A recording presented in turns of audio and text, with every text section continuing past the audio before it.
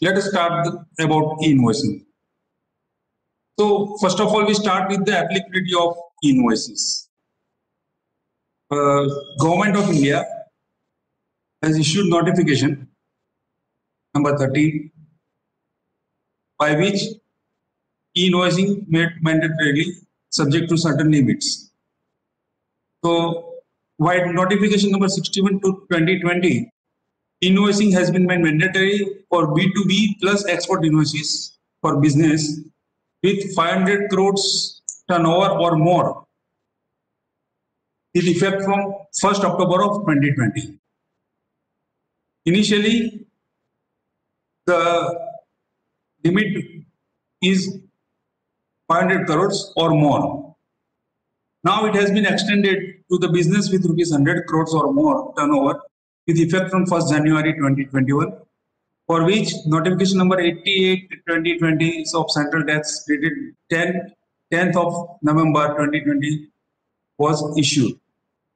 So now, wherever 500 crores are there, it will be understood that from 1st January 2021, it will be 100 crores or more. Aggregate turnover. Which type of turnover includes to calculate the aggregate turnover of 500 crores or 100 crores, whichever is applicable at this end. It includes the different type of supply like B2B, including B2G also, B2C. B2B means business to business, B2C means business to consumers, export with or without GST.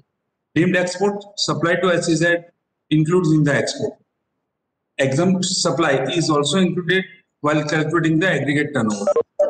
Interstate transfer from one GSTIN to another GSTIN, मतलब आपकी अगर एक form से दूसरे form में भी अगर जा रहा है तो भी वो एग्रीगेट सप्लाई में टर्नओवर गिनने के टाइम इंक्लूड होगा. Turnover of all GSTIN registered under one PAN is to be added together to get aggregate turnover. आपका विद इन द स्टेट में अगर अलग अलग रजिस्ट्रेशन है GSTIN में या अलग अलग स्टेट में आपका रजिस्ट्रेशन है, उन सब का एग्रीगेट टर्नओवर जो भी है, एग्रीगेट टर्नओवर गिनने के टाइम उन सब का टर्नओवर आपको इंक्लूड करना है. और अगर उसका टर्नओवर 500 करोड़ और 100 करोड़ अगर होता है तो आपको e-invoicing करना है. Inward supply on which RCM is applicable is not to be included in aggregate turnovers. यहाँ पे एक आपको exemption दिया गया है जहाँ पे आपका सप्लाई RCM में है, मतलब आप अगर नॉन रजिस्टर्ड को अगर सप्लाई करते हो तो वो आपको एप्लीकेबल नहीं करेगा. If aggregate turnover of any of the years from 17-18 onwards exceed rupees 500 crore or 100 crore, whichever is applicable, then e-invoicing is applicable. So what are the exemptions? The business which are exempted from e-invoices are SEZ. The unit located in the SEZ are exempted from e-invoicing. But SEZ developers are not exempted. Here you have to differentiate the unit located in SEZ and SEZ developers. So SEZ developers are not exempted, but SEZ units located in SEZs are exempted. But e-invoicing is applicable for the supplies by notified person to the SEZs. If SSE or the taxpayer supply the goods or services to the SEZ units are to be included for e-invoices. It is like export, as we all know. The supply to the SEZ are considered to be as a deemed export. Free trade and warehousing zones, FTWZ, are also exempted. Insurer or a banking company or a financial institutions, including non-banking financial companies, are also exempted for e-invoices.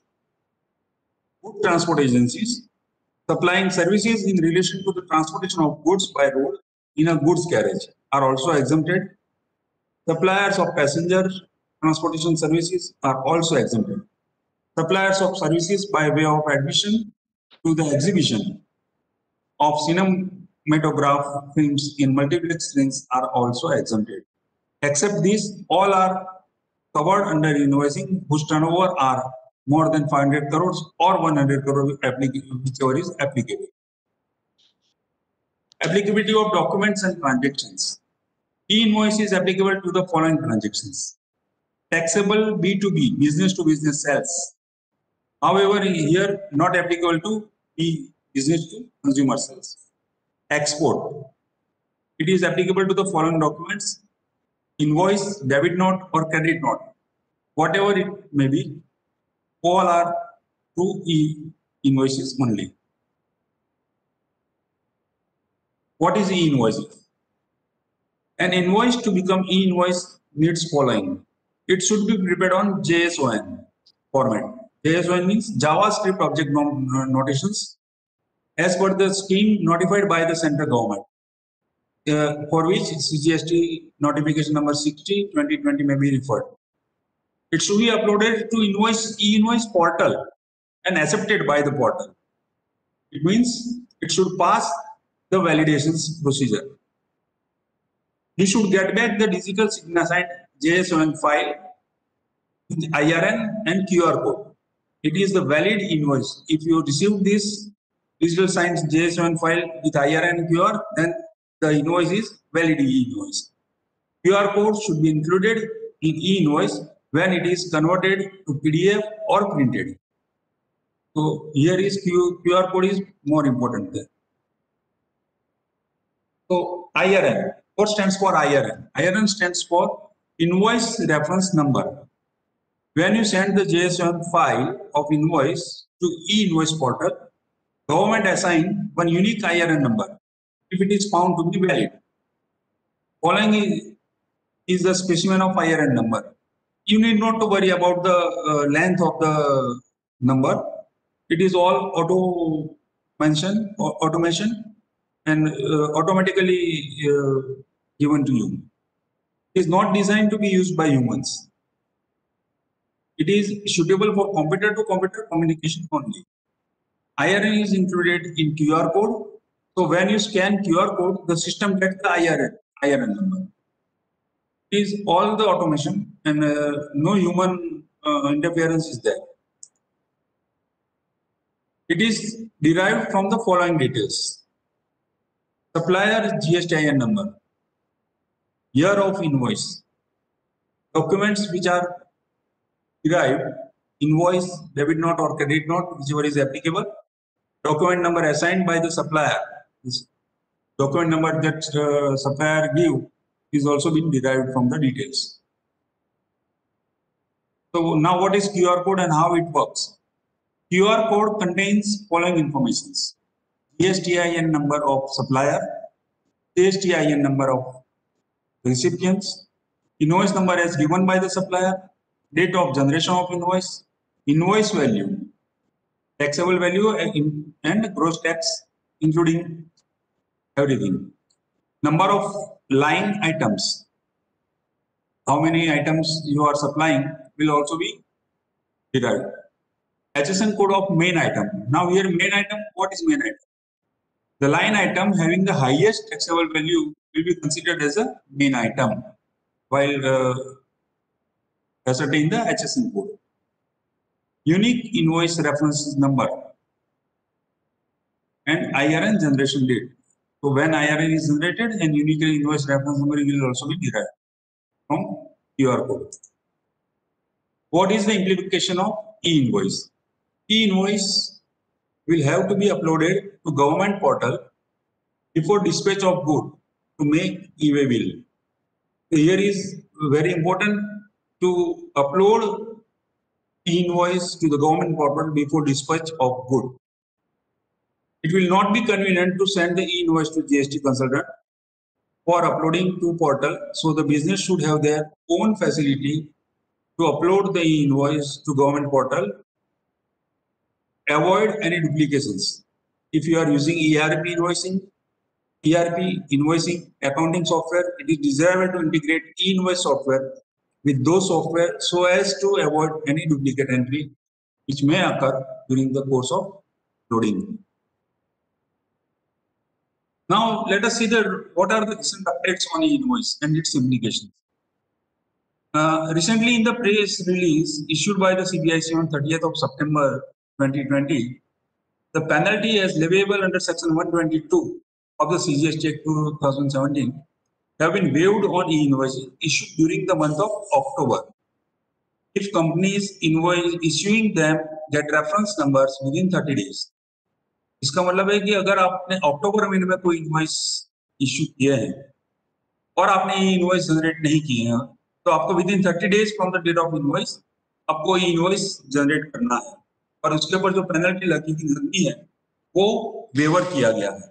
It has been decided that the invoices issued by such taxpayers during October 2020 without following the manner prescribed under Rule 48(4) shall be deemed to be valid and the penalty leviable under Section 122 of the CGST Act 2017 for such non-adherence to provisions shall stand waived if the invoice reference number, that is IRN, for such invoices is obtained from the invoice reference portal within 30 days of the date of invoice. No such relaxation would be available for the invoices issued from 1st November 2020. So from 1st November 2020, who are liable to issue the e-invoice should have mandatorily issued the e-invoice only.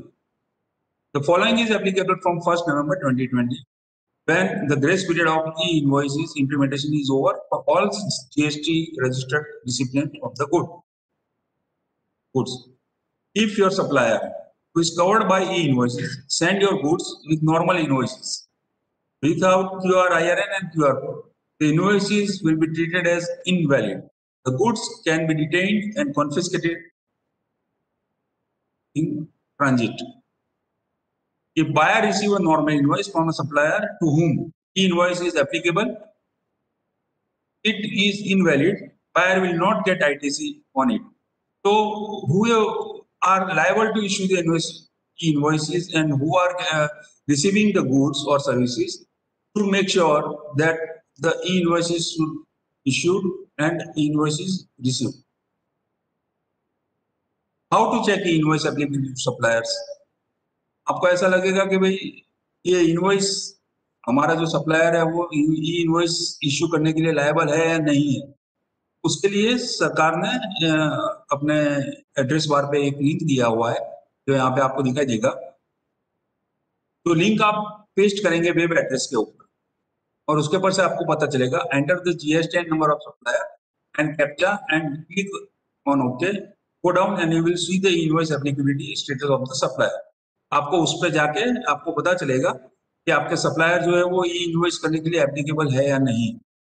वो आपको कुछ इस तरह से दिखेगा, status of e invoice enable of tax payers. तो GSTN number यहाँ पे डालना है, जो भी कैप्चा आपके पास आएगा उसके ऊपर आपको ये टाइप करना है और गो करेंगे. जैसे ही आप जाएंगे आपको पता चल जाएगा कि आपका जो सप्लायर है वो ई इनवॉइस इश्यू करने के लिए लायबल है या नहीं है. Now, how to check the validity of e-invoice via website? Website से आप किस तरह से इसको चेक कर सकते हैं. To use this method, you will need e-soft copy of signed e-invoice with JS7 extension. Click on the following link in address bar of the browser और copy paste it. ये हमने जो दिया है https://e-invoice1.gst.gov.in/others/v signed e-invoice. ये इस site पे जाके आप ये अगर करेंगे, click on the browser, go to the required folder on your PC, select the file, click on submit and web page will confirm whether it is a valid e-invoice or invoice file or not. मतलब आपको अपने यहाँ बैठे बैठे ही सरकार ने इतनी सुविधाएं दी है कि आप चेक कर सकते हो कि आपके पास जो इनवॉइस आया है ई-इनवॉइस वो वैलिड है, वैलिडेट हुआ भी है या नहीं हुआ है, आपका सप्लायर जो है वो ई-इनवॉइस इश्यू करने के लिए लायबल है या नहीं है. ये सारी चीज आपको चेक करना है और उसके बाद ही आपको ITC लेनी है, अदरवाइज वो ITC liable to be rejected. How to check the validity of invoice via app on mobile phone? आप ये आपके मोबाइल फोन से भी आप चेक कर सकते हैं। ई इनवॉइस पोर्टल आपको ये प्रोवाइड करते हैं tool. Invoice portal provides you a tool to follow as under. Select JSON file containing signed invoice and verify its validity. Scan a QR code and check its validity. ये दोनों आपको mobile phone पे भी कर सकते हैं। The app is not available on Play Store, वो Play Store पे नहीं मिलेगी आपको।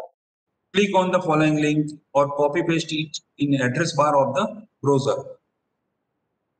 वही है जो हमने पहले बताया, सिर्फ उसमें लास्ट में QR कोड वेरीफाई ऐप में जाना है। Then enter your phone number and follow the steps.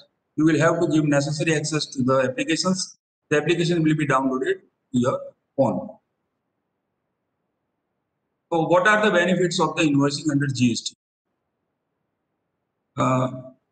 Tax leakage and frauds are using fake invoices have been an issue the government is trying to fight even before the GST era. आप बार बार पढ़ रहे होंगे कि कितने करोड़ का fake invoices का fraud किया है। तो डिपार्टमेंट ने ये बहुत सारे फेक इनवॉइस के ऊपर केस किए हैं, बहुत सारे लोगों को अरेस्ट भी किया गया है। इन सब से छुटकारा पाने के लिए गवर्नमेंट ने ये ई इनवॉइसिंग का एक जो तरीका निकाला है, उसके हिसाब से ये काफी हद तक कंट्रोल में आएगा। Invoicing in India is proposed to put an end to this by mandating authorization of every invoice from the government portal. जैसे ये आप इनवॉइसिंग इश्यू करेंगे और वो अगर वैलिडेट होगा तो वो आपका फेक इनवॉइस नहीं माना जाएगा। Besides plugging the tax leakage, the implementation of the invoice GST should be beneficial for taxpayers as well as the government also. Some of the key benefits are जो taxpayers के लिए है, one time reporting of the invoicing details for all your GST filings. आपको एक ही बार ये invoicing issue करना है और रिपोर्ट करना है, उसके बाद ये सब जगह पे ऑटो पॉपुलेटेड हो। Minimise the invoice mismatch during the reconciliation. जब भी आप रिकंसिलिएशन करते हैं तो बहुत बार ऐसा होता है कि इनवॉइस मिसमैच होते हैं और इसके हिसाब से आपको परेशानी होती है। इसको ये ई इनवॉइसिंग अवॉइड कराएगा ताकि आपको एक ही बार में एक ही इनवॉइस होगा और रिकंसिलिएशन करने में आसानी होगी। The standard invoice system means interoperability between multiple software. GSTN ने एक ही स्टैंडर्ड फॉर्मेट दिया है इनवॉइस सिस्टम के लिए ताकि वो अलग अलग सॉफ्टवेयर में जाके भी वो फॉर्मेट चेंज नहीं होगा, ताकि वो अलग अलग सॉफ्टवेयर से भी मैच किया जा सकता है। Real time tracking of invoices prepared by the supplier. आप सप्लायर द्वारा इश्यू किया गया इनवॉइस रियल टाइम में ट्रैक कर सकते हैं ताकि आपको पता चलेगा कि आपका गुड्स डिस्पैच हुआ है या सर्विसेज आपको मिली है, वो आप रियल टाइम में एसेस कर सकते हैं। Automated return filing process as necessary details shall be auto populated for various returns and even e-way bills. यहाँ पे आपका एक बार जो अगर इनवॉइस इश्यू हुआ है रिटर्न फाइल करने के प्रोसेस के टाइम वो ऑटोमेटिकली आपके रिटर्न में रिफ्लेक्ट हो जाएगा। आपका आईटीसी क्लेम करने के टाइम भी इजी और प्रेशियस आईटीसी क्लेम जो आपको लेना है उसके लिए भी ये आसानी हो जाएगी। तो today transaction is done without any proof of exchange between the buyer and seller. With e-invoicing, the moment an invoice is made, it will be uploaded to GSTN portal where pre-validation will be done and a unique number called IRN will be issued. Once IRN is issued, the tax invoice will be shared with the recipient also. IRN number issue होने के बाद आप इसको अपने recipient से भी share कर सकते हो। With the real-time tracking of invoices by the vendors and the government, it will result in a reduction of fraud and fake GST invoices. As I mentioned earlier also, the system will boost the automation of GST return filing process. E-invoicing can bring ease, speed and accuracy to the return filing process. आपका जो return file करने में बहुत सारे invoices, बड़े units को तो बहुत ज्यादा इनवॉइसेस होते हैं, हाई वैल्यू भी होता है, तो उनको भी ये ई-इनवॉइसेस होने के बाद ऑटो पॉपुलेटेड होने के कारण अपना टाइम कम जाएगा और गलतियां होने का चांस भी बहुत कम है। Since the input credit can be matched with the output tax details, it becomes easier for GSTN to track tax credit claims. अगर कोई फैक्ट क्रेडिट लेता है तो इसको इनपुट और आउटपुट मैच होने के कारण जीएसटी इसको आसानी से ट्रैक कर लेगा और उसको रोक लेगा। Updating GST returns also saves a lot of time, human errors for data entry, and also avoid major reconciliation issues. आपका जो ह्यूमन एरर नॉर्मल फाइलिंग के टाइम होता है, ई इनवॉइस इश्यू होने के बाद ऑटो पॉपुलेटेड होता है वो जीएसटी रिटर्न में, और इसके हिसाब से ह्यूमन एरर होने के चांसेस कम हो जाता है और आपका टाइम और रिकंसिलिएशन वगैरह में बहुत कम जाता है। आपको अगर ई इनवॉइसेस के बारे में ज्यादा जानकारी चाहिए तो उसके लिए ई इनवॉइस का एक पोर्टल बनाया गया है गवर्नमेंट की तरफ से, https://e-invoices1.gst.gov.in में जाकर इसके बारे में और भी जानकारी आप ले सकते हैं। This website provides good help, resources and tools even to those who are not registered for e-invoice generation. Government has issued several notifications, as I earlier mentioned. Notification number 13, this is the main notification by which government has made it mandatory for issuing of e-invoices. Then notification number 60, giving amended scheme for e-invoices. Content of e-invoices इसके में कैसा होगा वो दिखाया गया है। Notification 61, उसके हिसाब से 500 करोड़ और उसके ऊपर के जो भी turnover, aggregate turnover which we said earlier, वो इंक्लूड किए गए हैं इसको इश्यू करने के लिए। Notification number 17, turnover of any year to be considered. Notification number 72, it permits use of soft copy in place of printed e-invoice and gives power to exempt. Notification number 73, it gives 30 days grace period during the October 2020 for e-invoicing preparation. लेकिन ये सिर्फ ध्यान रखा है, सिर्फ अक्टूबर महीने के लिए ही है, उसके बाद नहीं।